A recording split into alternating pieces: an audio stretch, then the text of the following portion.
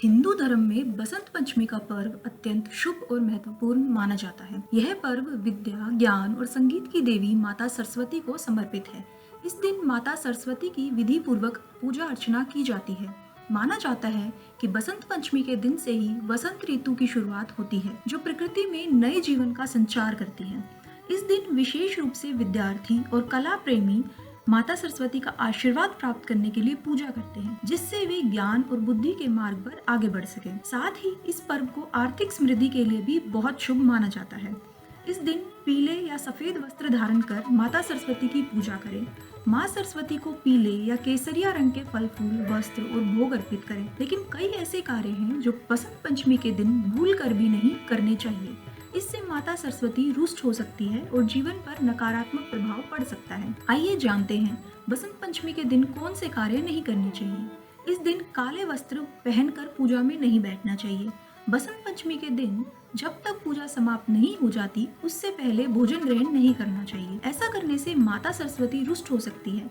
भोजन पूजा के बाद ही करें, लेकिन ध्यान रहे इस दिन गलती से भी मांस और मदिरा का सेवन नहीं करना चाहिए। ऐसा करने से अशुभ परिणाम भुगतने पड़ते हैं।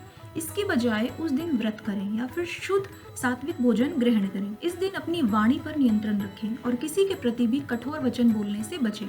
बसंत पंचमी के दिन पेड़ पौधों को भूल कर भी ना काटें।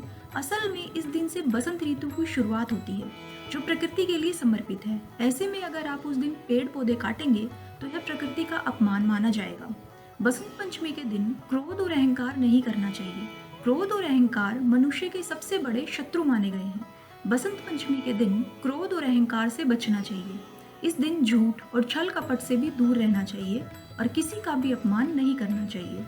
इस दिन सुबह उठकर जल्दी स्नान करना चाहिए। ऐसा करना शुभ माना जाता है। इस बार बसंत पंचमी पर प्रयागराज में हो रहे महाकुंभ का चौथा अमृत स्नान भी है, जिसमें करोड़ों लोग संगम में डुबकी लगाएंगे और पुण्य की प्राप्ति की कामना करेंगे। इस दिन पीले रंग का वस्त्र धारण करना चाहिए। पीला रंग ज्ञान और बुद्धि का प्रतीक होता है।